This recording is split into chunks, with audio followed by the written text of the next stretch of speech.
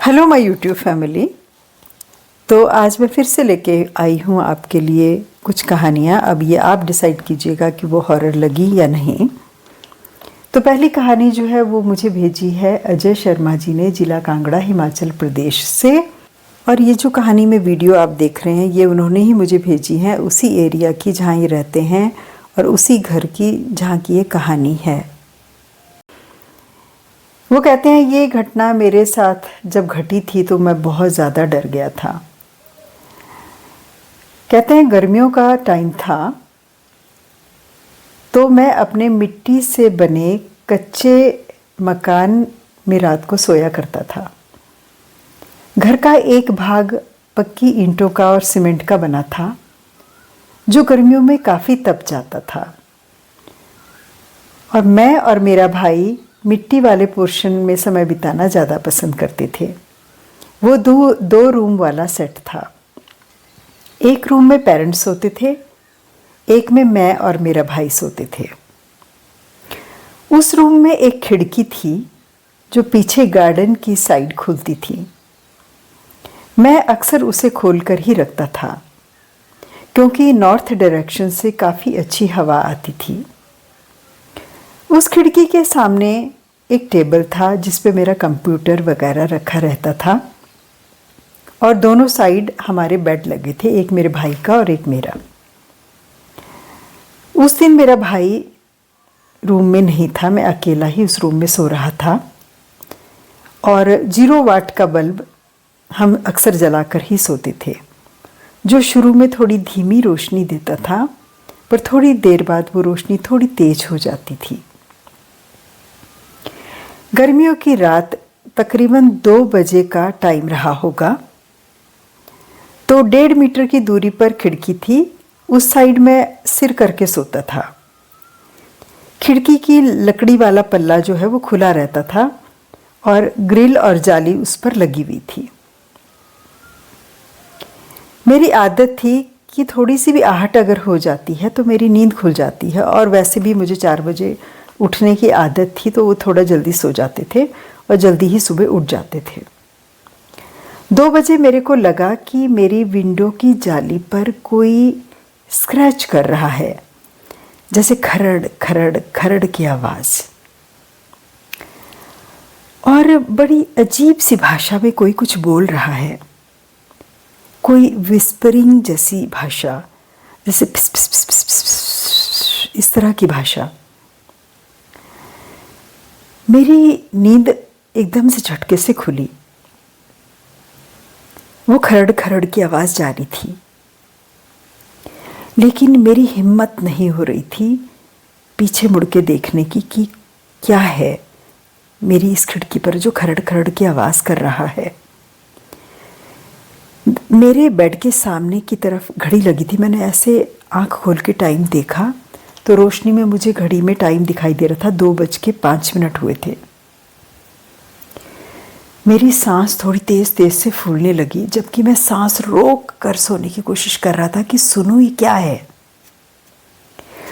मैं सांस रोक के सुनने की कोशिश कर रहा था पर मेरे दिल बहुत तेज़ धड़क रहा था और मेरी सांस फूलने लगी थी।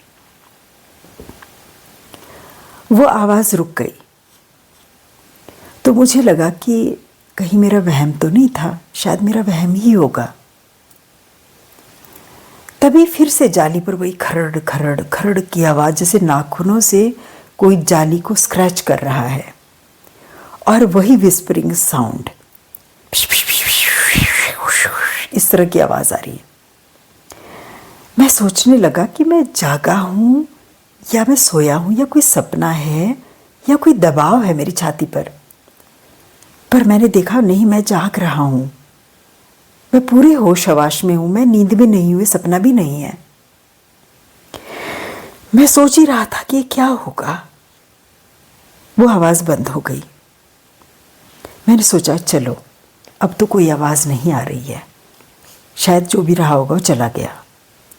उसी वक्त फिर से वही खरड़ खरड़ खरड़ खरड़ जाली पर, और वही फिस फिस फिस फिस की अजनबी सी भाषा फिर से आने लगी खिड़की की तरफ से, जैसे कोई मुझे उठाने की कोशिश कर रहा है कि मेरी आवाज़ सुनो, मुझे सुनो, मुझे सुनो, कोई कुछ ऐसा कह रहा है।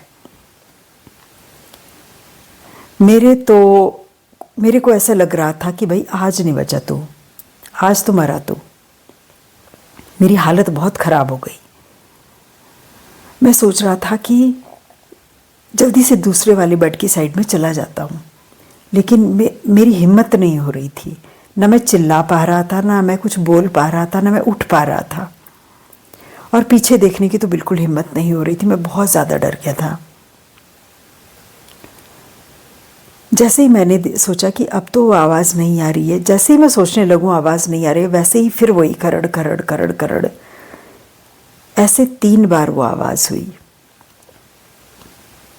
और मैं बिल्कुल अपने बेड में ऐसे उकड़ू सा, बिल्कुल सांस रोक करके चुप ऐसे सो गया, जैसे कि कोई, किसी को लगे यहाँ कोई है ही नहीं। मेरे दिल में बहुत कश्मकश चल रही थी, क्या करूं क्या करूं, आज मेरी जान को बहुत बड़ा संकट आ गया है। फिर 3-4 मिनट के बाद घर के दूर एक चौराहा है, उसमें बहुत सारे कुत्ते एक साथ भौंकने लगे। बिल्कुल सन्नाटा था, बिल्कुल कोई आवाज़ नहीं थी।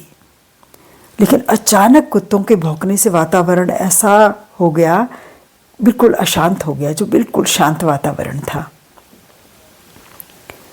थोड़ी देर में वैसे ही चद्दर को खींचकर अपने सर की तरफ ले गया और चुप बेड में ऐसे सांस रोक के, जैसे कहते हैं, वैसे लेट गया और सोचने लगा कि कहीं फिर ना हो वो आवाज़। लेकिन फिर वो उसके बाद आवाज़ नहीं आई और कुत्तों के भौंकने की आवाज़ें बहुत ज़्यादा तेज़ तेज़ आए जा रही थी। फिर मुझे लगा कि जो भी कुछ था शायद अब वो चला गया, क्योंकि चौराहे पर कुत्ते भौंक रहे हैं, इसका मतलब वो चौराहे की साइड से वो चीज़ निकल करके चली गई। बहुत देर के बाद मुझे नींद आई और मैं फिर सुबह बहुत जल्दी उठ गया। मैं समझने की कोशिश करता रहा वो क्या चीज़ थी, लेकिन मेरी समझ में नहीं आ रहा। बिल्कुल मैं जागी हुई अवस्था में था और बिल्कुल स्पष्ट मुझे वो ध्वनि 3 बार सुनाई दी, और वो खरड़ खरड़ की आवाज़ें और वो अनजानी सी भाषा। मैं आज तक नहीं समझ सका कि वो था तो वो क्या था। तो ये थी अजय शर्मा जी की कहानी। मैं उनका बहुत धन्यवाद करती हूँ कि उन्होंने मुझे कांगड़ा हिमाचल प्रदेश से वॉइस मैसेज भेज के ये कहानी सुनाई। मैं उनके वॉइस मैसेज के कुछ अंश आपको सुनाती हूँ। उसके 3-4 मिनट के बाद मेरे घर से कोई 100-150 मीटर की दूरी पे एक से मतलब गली से चल जाती है, 100-150 मीटर पे एक चौराहा जैसा, वहाँ पे ना कुत्तों की भौंकने की आवाज आई। एक साथ बड़े सारे कुत्ते भौंके, बहुत सारे, कोई भी जैसे लगे 20-25 कुत्ते वहाँ पे लगातार भौंकने को। फिर मेरे को ऐसे अंदर से एहसास आया कि जो भी था वो चला गया, और मैंने फटाफट चादर उठाई और मैंने अपना सिर ढक के मैं वहीं पे सो गया। उसके बाद मैंने कोई महीना भर मैंने वो खिड़की मैंने खोली नहीं अपनी। मैंने जब भी सोना तो मैं खिड़की बंद करके सोना। एक बड़ा ही अजीब सा एक्सपीरियंस था, और ऑब्वियसली कुछ ना कुछ था, और ये नहीं था कि सपना था या दबाव था, क्योंकि दबाव का जब हम दबाव से उठते हैं तो हमें पता चल जाता है कि ये दबाव था। अब बढ़ते हैं अगली कहानी की तरफ। अगली कहानी जो है ये मुझे भेजी है अंकिता ने। अंकिता ने मुझे पहले भी काफ़ी सारी कहानियाँ भेजी हैं, और लेकिन इन्होंने फिर मुझे एक कहानी भेजी है और कहती हैं हमारी दीदी के जो फियांसे थे, ये उनकी फैमिली के साथ घटित हुई कहानी। तो कहती हैं कि वो, उनके फादर जो है सरकारी जॉब में थे और रिटायर होने वाले थे, तो उनको सरकारी मकान छोड़ना था और वो कोई दूसरा फ्लैट ढूंढने की कोशिश कर रहे थे दिल्ली में ही। तो उन्हें दिल्ली में बुराड़ी है एक जगह, उस साइड उनको एक बहुत बड़ा सा फ्लैट पसंद आ गया। यानी कि उनकी दीदी के फियांसे जो हैं, उनकी फैमिली को बहुत बड़ा सा वो फ्लैट पसंद आया, क्योंकि इनकी जॉइंट फैमिली थी, चाचा चाची और दादा वगैरह ये सब भी साथ रहते थे, तो बड़ा घर चाहिए था। तो वो घर इनकी पूरी सहूलियतें मतलब फिट हो रहा था उनकी रिक्वायरमेंट के हिसाब से, उसमें सारी सहूलियतें थी। तो उन्होंने प्लान किया कि हम ये घर ख़रीद लेते हैं, और फाइनली उन्होंने बुराड़ी में वो घर ख़रीद लिया। घर में पूरा गृह प्रवेश वगैरह सब कुछ कराया इन्होंने, विधि विधान से पूजा पाठ सब कुछ कराया, और ये घर में शिफ्ट हो गए। तो उस घर में right from the first day ही बहुत अजीब तरह की घटनाएं होने लगी। जैसा कि होता ही है नए घर में अगर कोई शिफ्ट होता है तो ऑब्वियसली वो ये थोड़ी ना सोचेगा कि इस घर में हमारे साथ कुछ अजीब हो रहा है। उनको लगता है कि ये सब चीज़ें नॉर्मल ही हैं। नॉर्मल क्या मतलब, जैसे हो रहा था कि किसी रूम में लाइट किसी ने ऑन की और थोड़ी देर बाद देखा तो उस रूम की लाइट बंद है, तो इंसान सोचता है कि यार शायद मैंने ही बंद कर दी होगी लाइट, मैं भूल गया। या कभी लाइट बंद रहती तो वो अपने आप ऑन हो जाती थोड़ी देर बाद, तो उनको लगता है शायद लाइट गई थी और अब लाइट आ गई। तो ये घर के हर सदस्य के साथ होता था और हर कोई यही सोचता था कि शायद मेरे ही दिमाग का कुछ भ्रम है, भूल गया हूँगा मैं। और कोई किसी से कंफर्म भी नहीं करता होगा। उनको लगता था कि अरे मतलब ध्यान नहीं दिया जिसको कहते हैं इस बात पे। फिर धीरे धीरे क्या होने लगा कि कभी कोई बीमार, कभी कोई बीमार, कभी कोई बीमार, घर में एक के बाद एक नंबर लगा रहता था बीमारी का। तो यही सोचता था इंसान की सीज़न है, मौसम है, शायद इन्फेक्शन हो रहा है एक दूसरे को, क्या हो रहा है मतलब। फिर वही बात की लग रहा था ये नॉर्मल है। फिर कुछ दिनों के बाद उनके घर में जो दादाजी थे वो काफ़ी बीमार पड़े और लगातार बीमार बीमार बीमार, और एक दिन उनकी डेथ हो गई। तो फिर सबको ये लगने लगा कि उनकी उम्र बूढ़ी थे, ज़्यादा उम्र थी और जाना रहा होगा तो चले गए। सब चीज़ों को सब लोग कैजुअली ले रहे थे और इस बात पे कोई संदेह नहीं कर रहा था कि इस घर में कुछ नेगेटिव हो सकता है। सब सामान्य रूप से ही जी रहे थे और जो कुछ हो रहा था वो सब उसको एक नॉर्मल ही घटना समझ करके चल रहा था जीवन मतलब। तो दादाजी की डेथ के कुछ टाइम तक तो घर में शांति रही, ठीक रही चीज़ें। लेकिन फिर अचानक से उन चीज़ों ने बहुत भयानक रूप धारण कर लिया। जैसे कभी कोई सामान कहीं रखते थे तो वो मिलता ही नहीं था, उसको घंटों ढूंढते रहते थे और वापस वो फिर उसी जगह पे मिलता था जहाँ वो ढूंढ रहे थे, यानी कि जहाँ वो चीज़ रखी थी। और एक दिन तो बहुत हद हो गई कि वो कहीं बाहर गए थे, तो जब घर के अंदर आए तो सारी घर का सामान बिल्कुल तितर बितर हो रखा था। मतलब सारा घर ऐसा लग रहा था किसी ने आकर के उथल पुथल मचा दी, सारा घर का सामान बिखरा हुआ। तब इनको लगा कि भाई ये तो कोई सीरियस बात है। तो उन्होंने किसी पंडित जी से कांटेक्ट किया कि जो किसी ने सलाह दी होगी कि वो कोई हैं जो देखते हैं घर में क्या है, कौन सी एनर्जी है घर में, तो आप उनको बुला लो। तो उनको बुलाया गया घर में, तो उन्होंने कम्युनिकेट किया उस एनर्जी के साथ में, देखने की कोशिश की। तो उन्होंने देखा कि एक बहुत बूढ़ी औरत है और बहुत पुरानी आत्मा है ये, और बहुत पावरफुल है और ये आसानी से घर से जाएगी नहीं। तो जब वो पंडित जी आए, उन्होंने घर पे उस आत्मा से थोड़ा कांटेक्ट किया, देखा उसको, मतलब बातचीत तो नहीं हो पाई उनकी उस आत्मा से, लेकिन उन्होंने फिगर आउट कर लिया कि इसमें एक औरत है और काफ़ी बूढ़ी औरत है और काफ़ी पुरानी आत्मा है ये। तो उन्होंने घर पे आकर के एक थोड़ी सी पूजा की और कहा कि देखो ये मैं पूजा कर तो देता हूँ, देखता हूँ इसके बाद कुछ फ़ायदा होता है कि नहीं, वो आप बताना। तो उन्होंने 1 घंटे में घर में कुछ पाठ वाठ, पूजा वूजा, जो भी अनुष्ठान उनको समझ में आया उन्होंने किया वो। लेकिन वो पाठ करने के बाद क्या हुआ कि उस आत्मा को जैसे पता चल गया कि इन्होंने फिगर आउट कर लिया कि मैं हूँ इस घर में, यानी कि मैं बुज़ुर्ग औरत हूँ और इनको समझ में आ गया है कि मैं कौन हूँ, और अब ये मुझे इस घर से निकालने की पूरी कोशिश कर रहे हैं। तो उसने बहुत ज़्यादा अपना विभीत स्वरूप धारण कर लिया उस आत्मा ने, और वो क्या करने लगी, फिर बहुत ज़्यादा परेशान करने लगी। कभी वो लोग रात को अगर सो रहे हैं तो कभी सिराने के पास खड़ी हुई दिखती, कभी पैरों के पास खड़ी हुई दिखती, कभी कोई सो रहा है तो चद्दर खींच लेती। मतलब उसने पूरे घर में ऐसे आतंक मचा दिया और घर के हर मेंबर को एक्सपीरियंस होने लगी वो उसकी हरकतें। मतलब यहाँ तक होता था कि कभी उनकी मदर अगर खाना पका रही हैं तो उन्हें अपने सामने की तरफ बैक साइड में कोई चीज़ खड़ी हुई नज़र आती, और यहाँ तक कि लोग कहते हैं भूत प्रेत की शैडो नहीं होती, तो उनको एक शैडो सी भी नज़र आती थी। वो कहती थी कि मेरे को लगता है पीछे मेरे कोई खड़ा है और उसकी परछाई दिख रही है सामने। तो अब इतना ज़्यादा भयानक स्थिति पैदा हो गई थी घर पे कि रहना मुश्किल हो गया। अब इस पूजा का भी कोई असर नहीं था। तो उन्होंने किसी और पंडित से या जानकार साधक से कांटेक्ट किया और अपने घर पे बुलाया। तो उसने जो है उस आत्मा से जब कम्युनिकेट किया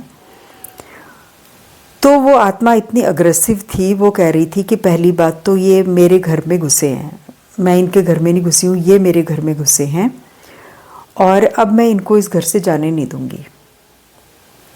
तो उन्होंने बोला कि भाई तू क्यों नहीं जाने देगी और तुम कौन हो, तुम क्या हो, सब कुछ पूछने लगे। वो कम्युनिकेट किया उन्होंने उसके साथ में। तो कहने लगी मैं बहुत बूढ़ी हूँ, तकरीबन मेरे को हो गए 300 साल यहाँ पर, बहुत सालों से मैं यहाँ रह रही हूँ और अब ये मेरे घर पे आ गए हैं, अब मैं इनको जाने नहीं दूंगी क्योंकि मैं इनसे अब अटैच हो गई हूँ। क्योंकि मेरा भी एक टाइम पे ऐसा ही घर था, मेरा बाल बच्चे, मेरे बेटा बहू नाती पोते सब थे मेरे, और मुझे वो खुशी मिल रही है इनके घर पे इनके साथ अब रह के। तो ये घर छोड़ के जाने की तो सोचें भी मत। तो उन्होंने जब उससे कम्युनिकेट किया, उन्होंने कहा ठीक है, अगर तुम ये सोचती हो कि ये तुम्हारे परिवार के जैसे हैं या तुम्हें खुशी मिलती है इनके साथ रह के, तो तुम इन्हें परेशान क्यों कर रही हो। तो वो तो अपने हिसाब से तो परेशान नहीं कर रही, तो अपने एग्जिस्टेंस को उनको फील कराना चाहती है, लेकिन जो जिंदा इंसान है वो तो डर रहे थे। तो वो कहने लगी बाद में कि मैं इनको सबको अपने साथ ही ले जाऊंगी, यानी कि मैं एक एक करके सबको मारूंगी और फिर मेरे ही लोक में आ जाएंगे ये। तो उसका ये मंशा थी उसकी। तो जब उन्होंने उसको बहुत कुछ मनाने की कोशिश की, बातचीत करने की कोशिश की, तो कुछ भेंट वगैरह उसको चढ़ाई गई। तो उन पंडित जी ने या उस साधक ने फिर इन लोगों को बताया कि ऐसी ऐसी आत्मा है और उसकी ये मंशा है कि वो आपके साथ रहेगी। तो धीरे धीरे करके एक एक सदस्य को लेके जाएगी। अभी तो दादाजी को लेके गई है, अब धीरे धीरे घर का एक एक सदस्य जाएगा। तो मैंने कोशिश किया इसको बांधने की और इसको मनाने की, या जो भी कुछ कह लो। तो अब ये कुछ टाइम तक आपको परेशान नहीं करेगी, और अगर भविष्य में फिर कभी कोई इस तरह की घटना होगी तो आप फिर से मुझे बुला लीजिएगा या फिर कोई और बड़े साधक की तलाश कीजिए। तो अभी तो उनके घर में फ़िलहाल शांति है, लेकिन पूरी तरह से शांति जो है वो घर पे नहीं है। कभी कभी उनको फिर वही चीज़ें विटनेस करते हैं, वो कुछ अजीब सी चीज़ें, लेकिन फिर भी काफ़ी कुछ पहले से बेटर हो गया है। लेकिन पूरी तरह से उनका फ्लैट अभी भी उस नेगेटिव एनर्जी से मुक्त नहीं हो पाया, उनको कोई ऐसा व्यक्ति मिल नहीं पाया है। तो ये थी आज की मेरी 2 कहानियाँ। पहली कहानी अजय जी ने भेजी थी कांगड़ा हिमाचल प्रदेश से, दूसरी अंकिता ने दिल्ली से भेजी थी। तो इस तरह से भटकती हुई आत्माओं का एग्जिस्टेंस विटनेस करते हैं हम लोग टाइम टू टाइम। कुछ लोगों के ग्रह कमज़ोर होते हैं, जब चल रहे होते हैं कमज़ोर, तो वो इनका अनुभव कर पाते हैं। कोई ज़रूरी नहीं है कि सबके साथ जीवन में इस तरह की घटनाएं हो, लेकिन ये भी ग्रहों के ऊपर ही होता है। कईयों का राहु या केतु नीच स्थान में पड़ा हो या कभी कमज़ोर चल रहे हों ग्रह, तो उनको ये अक्सर ये चीज़ें दिखाई देती हैं। और अतृप्त आत्माएं जो जन्मों से उनकी ख्वाहिशें अधूरी रह गई हैं, इच्छाएं अतृप्त रह गई हैं, वो भूत या प्रेत योनि में आकर के किसी को कैप्चर करके अपने अधूरी इच्छाओं की पूर्ति करने का प्रयास करती हैं। यानी कि हमारा मन इतना विलक्षण है, इतना विचित्र है हमारा मन, इसको ही सारी ज़िंदगी साधने में हमको प्रयास करते रहना चाहिए। यानी कि हम जन्म जन्मांतरों की अधूरी और अतृप्त इच्छाएं जो है, कितने जन्म हमारे निकल गए हैं, लेकिन हमारा मन नहीं भरता है चीज़ों से। मन में कोई ना कोई ख्वाहिश हमेशा रह ही जाती है। और ये मन जो है ये अनंत इनफाइनाइट है, मतलब ये समुद्र के समान है जिसमें कि पानी कभी भरता ही नहीं है। तो सारे जीवन भर हम इस मन को साधने में ही लगे रहते हैं, लेकिन असफल रहते हैं, क्योंकि अगर किसी गुरु का साथ नहीं होता है, बिना गुरु के, बिना किसी दैवीय शक्ति के, इसको कंट्रोल करना बहुत कठिन है। और ये जो जीवन है हमारा, ये सच में ही बहुत ख़तरनाक साबित हो सकता है अगर हमने मन को खुली छूट दे दी है। जो चाहे वो कर रहे हैं, जो चाहे वो खा रहे हैं, जो चाहे वो पी रहे हैं। यानी कि मन पर नियंत्रण बहुत ज़रूरी है। हमेशा अपना एक नियम पाठ करने का, पूजा करने का, ध्यान करने का, वो नित्य निरंतर बनाए रखना बहुत ज़रूरी है। तो धीरे धीरे, शायद ये इस जन्म में नहीं तो 2-3 जन्म के बाद शायद थोड़ा कंट्रोल में आ जाए। मतलब ये है कि नित्य निरंतर प्रयास की बहुत ज़्यादा ज़रूरत है, नहीं तो ये बहुत खतरनाक साबित हो सकता है। और कौन किस योनि में चला जाए, कौन सा प्रेत बन जाए, विभिन्न प्रकार की योनियाँ हैं, विभिन्न प्रकार के प्रेत हैं, कुछ नहीं कह सकते।